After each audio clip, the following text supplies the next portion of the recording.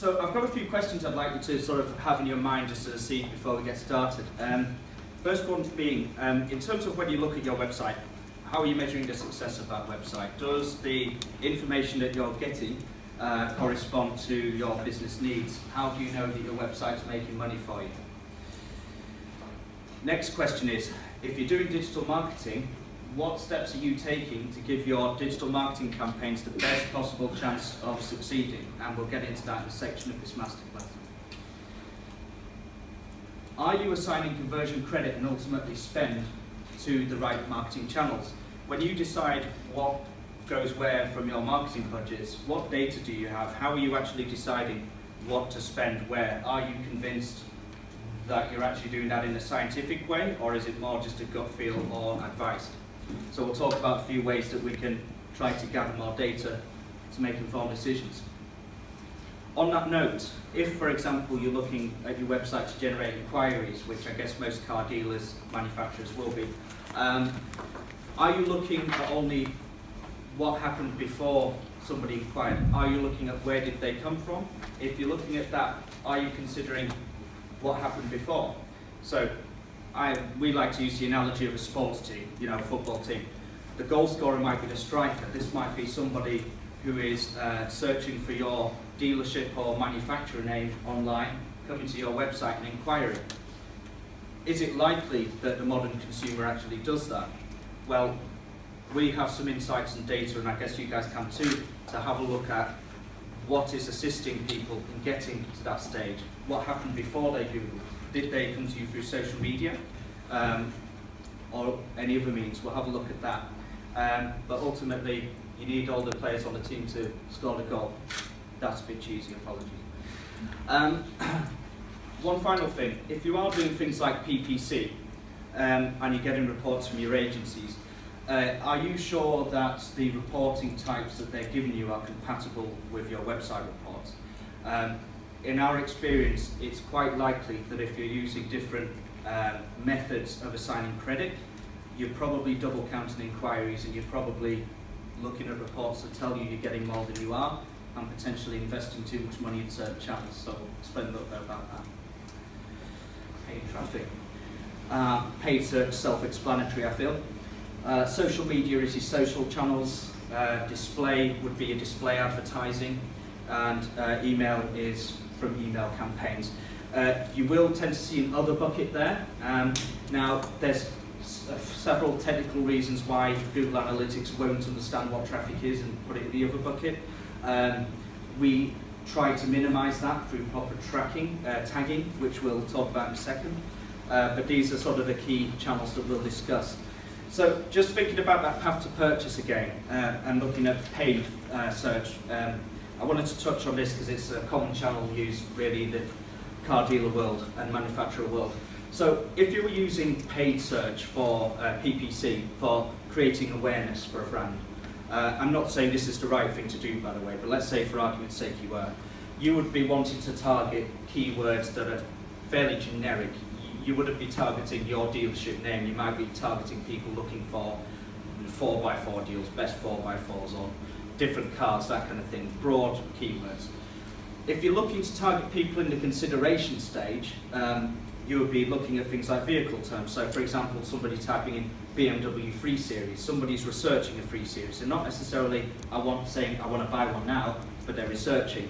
And another thing you might use at this stage is something called RLSA, a very underused tool in PPC within our sector, I feel. It means remarketing lists for search ads. What this is a tool whereby you can target people who have previously been on your website or taken certain actions on your website with different search ads to other people. I'll give you a couple of examples.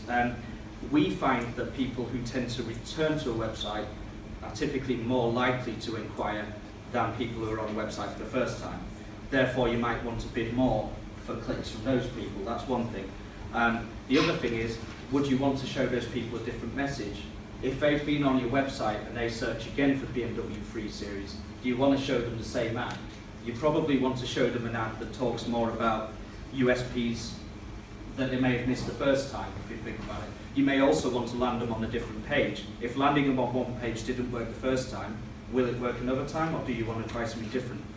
And the other thing is, you may actually want to bid on terms that you weren't originally bidding on. So let's, as I say, awareness in PPC can be a tricky subject, but let's say, for example, you wanted to bid on the keyword best saloon car. That might be a very expensive thing to do to the general population.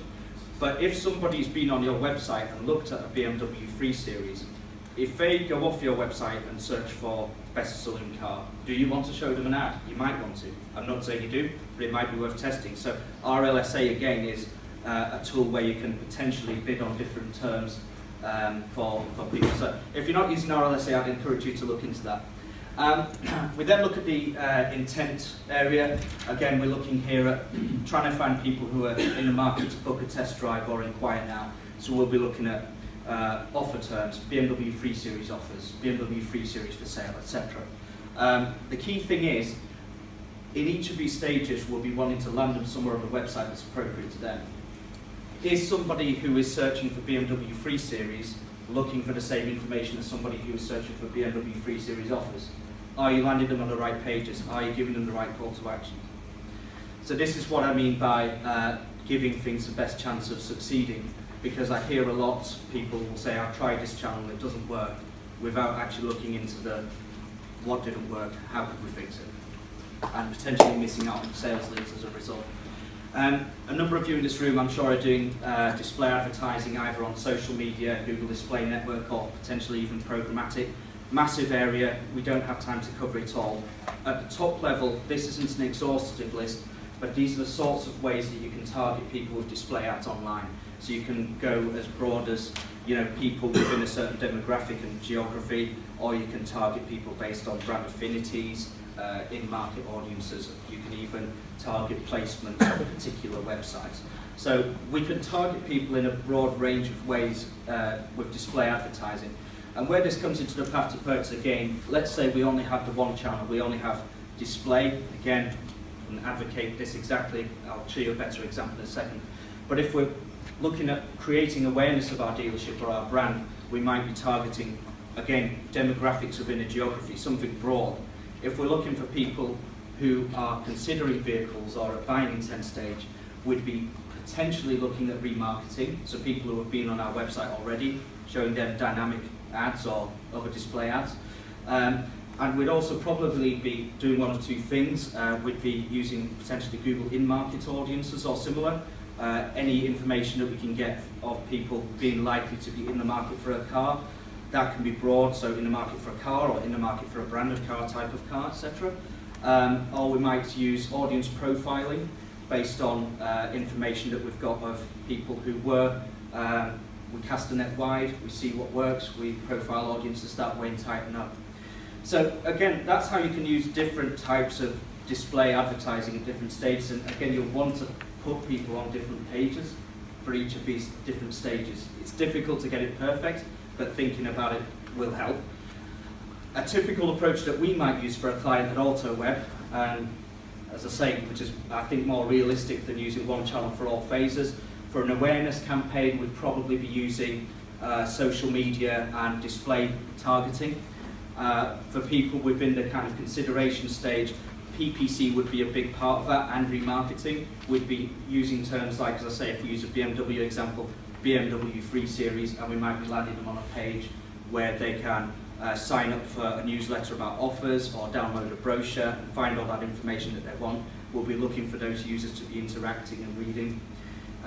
With the intent stage, which is really aggressive, we're looking for people who are ready to buy now. We'll be focusing on test drives, inquiries, phone calls, and we'll be targeting search terms like, BMW 3 Series offers. If somebody's searching for that, it's quite likely that they're the right type of person to be booking a test drive. So that is how those all those channels work with the path to purchase. And there's many other examples, but I hope that sort of clears things up just for the purpose of this masterclass. So how do we get this information? Google Analytics, as I say, is our preferred reporting tool. It's, there's a lot of online tutorials that could be used for training. They're developing new tools all the time, and a lot of things integrate with it. So we like it. It's also free. There is a paid version. So the standard information that you would need in Google Analytics to be doing this kind of optimization that I'm talking about is you'd need a minimum, I would say, of two things. One, Google Analytics would need to know what these goals are. That might sound very basic, but just because you know that an inquiry is your goal and you know that you see inquiries coming through, does your reporting software know what an inquiry is? If it doesn't, it can't tell you how someone got to that stage. So if you have a digital marketing, web analytics team, etc., setting up goals both for macro and micro conversions should be a priority. Let me know afterwards if you want any help or advice on that. So that tells Google Analytics when a goal is complete. So how does Google Analytics know where people came from? It doesn't always know automatically. And remember that other bucket I was talking about? To minimize that and make sure you're being accurate, you need to do something called tagging. You need to tag your campaign. So if you are using digital marketing agencies, do make sure that they have them tagged. That's the phraseology. Now, for something like a non-Google product that doesn't support auto-tagging, you would use often extensions to the URL. So if you ever see them putting things like UTM on the end of web addresses, that's probably what that's about.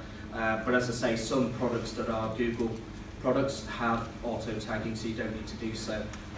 Bing Ads, for example, also offers that. You should consider taking this further. This is very fundamental. I'll explain a couple of constraints. As I say, this masterclass is aimed at thought-provoking rather than all the answers, unfortunately, in half an hour. So in terms of that goals section then, we're telling Google Analytics what goals are. Where should you start? There isn't a one-size-fits-all, I should say that, but what I can give you is some basic stuff that we typically look at with our clients when we're doing conversion rate optimization. Online form fills, that's pretty simple. If you've got a thank you page, you can use that page view. If you've got pop-up forms and things, you need to ask your developers to implement events.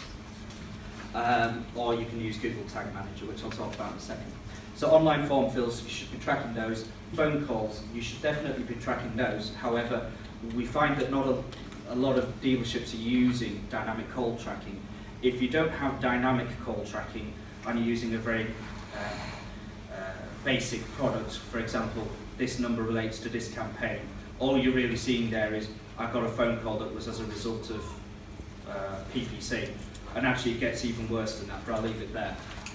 What you want to do is to actually tie a phone call to a session, so you can see what led to this phone call, what did the user do, where did they come from. If you're using things like Code Weavers or Ivendi plugins, you'll want to be tracking button clicks on there, I would have thought. And again, live chat, great tool, but if Google Analytics doesn't know that you've got a chat, how are you going to create more chats? So you need to be integrating that as well. That's not exhaustive, that's just a few things. Before we go any further, I just want to point a couple of things out, again, for thought. We're going to talk about some things that you will probably have access to now in Google Analytics, because we'd like you to be able to go back and look at what you've got without having to go through too much. But a few things that we're currently on, we're thinking about now, and it's hot in the industry, I suppose. Looking at tracking users, not visits. So what do I mean by that? I'll show you what Google Analytics can show you about users, but fundamentally, if we're tracking someone based on a cookie, we know they came to the website on that browser. We know they came back to the website on that browser. Well, what if they were on a different device or a different browser? How do we track them then? And this is, I see a lot of people nodding, so we're all feeling the same pain. This is an area that is developing massively. There are products out there. I'd encourage you to look at that. It is a limitation of basic implementations, but you can still find some information. But that is going to be very fundamentally important going forward, as we know users are increasingly multi-screen.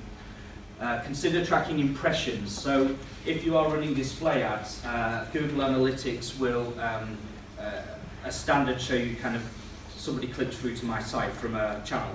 But what if somebody saw your ad and then clicks through somewhere else? Do you know that they saw your ad? If you're doing a lot of stuff that's impression based, consider talking to your provider about how you can track that as part of the path to purchase. ultimately what I'm saying is, in 3 months' time, things will probably have moved on even further than this. Ultimately, look to be able to track the whole customer journey as much as you possibly can. That will give you the most information, so keep up to date with the technology. We're going to talk about Google Analytics, other tools are available, but let's dig into what we can see now on a basic analytics view. Before we do, let's touch on conversion rate optimization very quickly. A few tools that I think you should note down if you're interested that we like at AutoWeb. Google Optimize, which is fairly new, an optimization tool for your website. Google Tag Manager does a couple of things. One, if you for example run your own website, but you outsource your PPC, we do this for some clients. Having Google Tag Manager means that your PPC supplier can put all the tags that they need on your website without needing the web designers to do anything, basically. So a very useful tool from that perspective commercially. But also where our interest is that it has something called a data layer, where we can pull data from user visits in terms of, for example, model name, etc., through to Google Analytics and give you better reports to drill down on your performance by things like offer type, vehicle name, etc., within an advanced analytics platform. So well worth looking into if you don't use it already. Hotjar and others are available, is a nice tool for heat mapping. I'm sure a lot of you will be looking at these periodically. Where are people clicking on the site? What are they using? How can we make things better? Ultimately, with conversion rate optimization, the key thing to understand and take away is A/B testing is an important tool. By this we mean show some visitors one page, randomly show other visitors another version of that page. Once you've got enough data, you can get what's called statistical significance, and you can then decide which one statistically gives you the higher conversion rate, and then you can move forward beyond that. And as I say, this is a service, it's an ongoing thing some people do in-house. As an agency, we do this. It's ultimately trying to get more conversions from your website visitors. And remember what we said before about the path to purchase. You'll do this exercise for people with buying intent, but you'll also probably do this exercise on your informational pages for people earlier in the path to purchase, and you'll be targeting, as I say, perhaps newsletter sign-up, etc. So it'll be a different process for each. But your website should be evolving. We've seen fantastic results in people doing small changes. It is quite amazing how much of a difference it can make. Okay, so now what we've done, I suppose, so far in the talk, we've talked about how people get to the website, what advertising channels we're using. We're looking at conversion rate optimization for each of those channels, so we're giving them the chance to do the best they can, so we're confident everything's working. Now then, how do we decide what goes where in terms of money and in terms of credit? What is an attribution model? Well, it is basically that. It's a set of rules that determines how much credit goes to different touch points in a path to purchase. How it affects you is you may, for example, think that an advertising channel is doing nothing, where in fact it's very important to you. I can give you a real life example of one of our clients. They were running a display campaign, limited budget.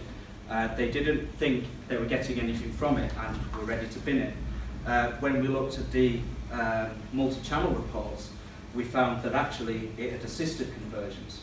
So people had clicked on the display ad, then came back through, for example, direct PPC, organic, and converted that way. So if we used a last click, and by the way, if you think about it in this way, now that I'm saying it, isn't it amazing that in 2017, so many people are just looking at last click? If you only do that, you would have thought, let's not do it. But again, they would have lost conversions that way. So that's, I guess, the main reason why we're looking into this increasingly, looking at moving clients beyond the last click model. We'll look at some Google Analytics reports now, which I guess you'll all have access to. There's a lot on the screen here. I'd encourage you to go and have a look at Google afterwards and have a look into these. I've used this phrase a lot this talk, but there is no one-size-fits-all model. I'll just explain a couple of the basic ones to you. So the last interaction is the one that I just explained. So if somebody came to my website through a paid search, and then went away and came back through a display ad, and then inquired. Last Click would give 100% of the credit for that conversion to the display campaign. I suspect that the majority of you are using Last Click or Last Non-Direct Click, some variation on this. If you're doing AdWords, you're probably using what's called Last AdWords Click. So in other words, if AdWords was anywhere in there, AdWords gets the credit. This is where I get concerned about duplicating credits, if you see what I mean. Different agencies reporting in different ways. You may find that there's a lot of duplication there. First interaction is quite the opposite. So again, if we use the same example, somebody comes through organic, different example, organic, then paid, convert, paid would get no credit, organic would get all the credit. Why would you want to do that? I suppose if you were a brand new business and people didn't know about you, and you were very keen that you assign your budget credit to the part of the path to purchase introducing you to people, that might be a useful one to look at. Linear attribution is quite a nice one. It's in the middle. Everything in the path to purchase gets an even split. So again, organic, paid, display, convert. Each one of those would get a third of a conversion when you're totaling everything up on your monthly reports. Does that make sense? Okay. There are many other models, and actually larger organisations now are using custom attribution models, which is quite an undertaking.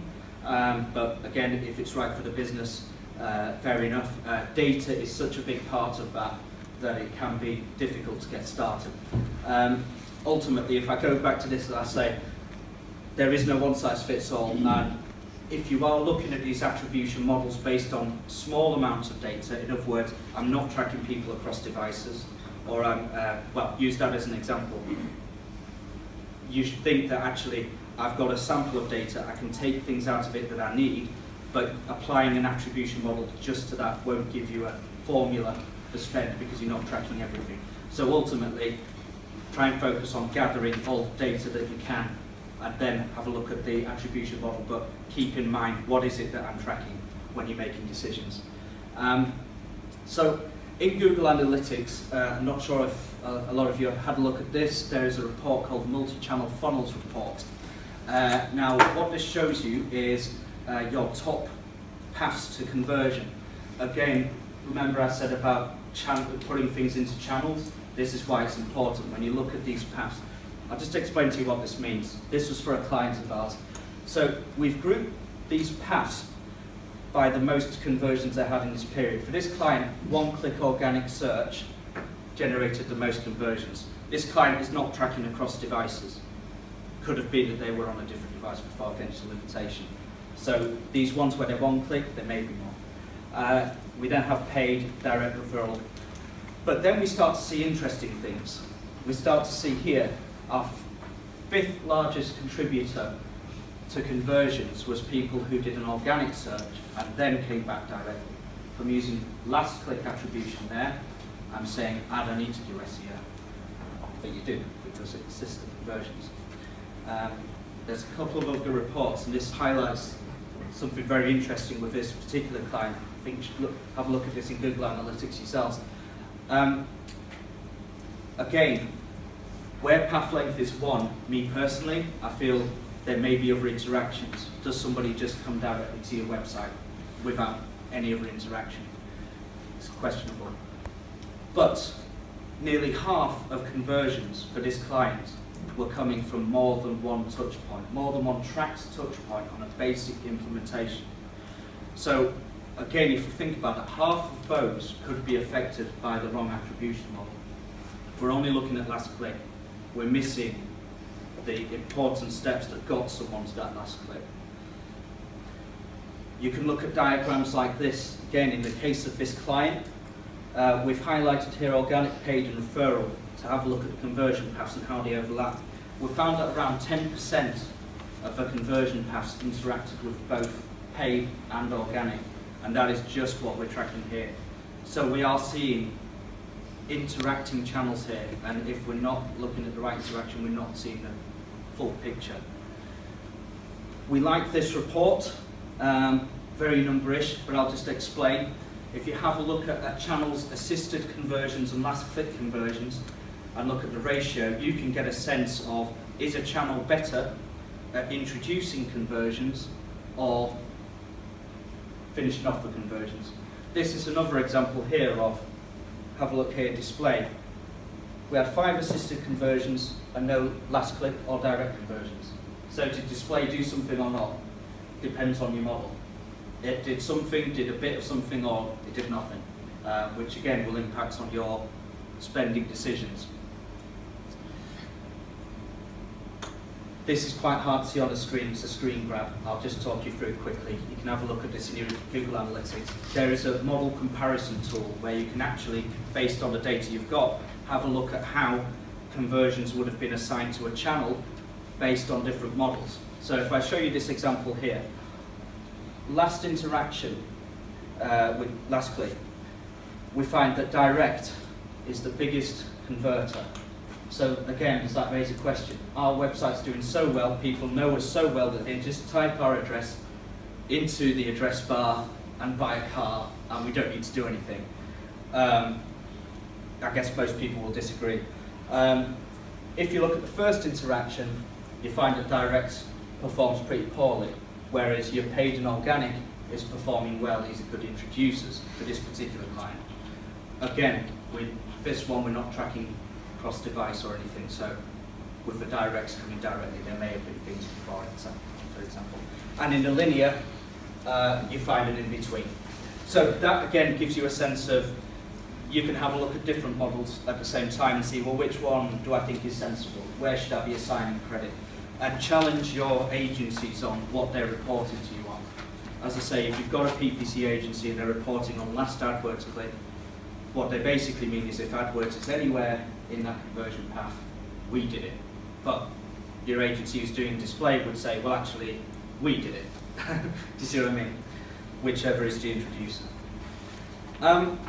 So with that in mind, one important thought and one thing that we talk to clients a lot about now is you've got to feed the top of a digital marketing funnel. And what do I mean by that? Digital marketing funnel is like the path to purchase. You've got your people searching for, forgive me for using the example here, but Cambria Automotive or Dove's Volvo, and converting, that's called a brand search, something that's your dealer name, for example. What led them there? If you stopped all your social media, display advertising, SEO, generic PPC, are you confident that people would still be doing those brand searches? I think you'll probably believe that the answer is you need to be doing all this other stuff. But what you need is the tools to show you what's working there and what isn't. And that's where moving beyond last click attribution is going to really help. So, to summarize, first thing to consider in this is data. How much data do we have? What can we glean from that information, and what are the limitations? Can we get more data? Get as much as we can. Optimize your campaigns, but optimize your website as well for those campaigns. Don't blame a campaign only if it's not working. You might be sending it to the wrong place on your website. Your website might not be doing a job. You need to be doing ongoing conversion rate optimization, looking at your real data, not just a best practice across the board or a templated website. It needs to be based on your website visitors. Look at attribution models and decide which is right for you, and ultimately then make informed decisions based on the information that you have. So, thank you very much for listening. I'm not sure what the time is or if we have time for questions, but I'm happy if anyone wants to ask me. Otherwise, feel free to ask me after lunch. Yeah? All good? Thank you very much for coming.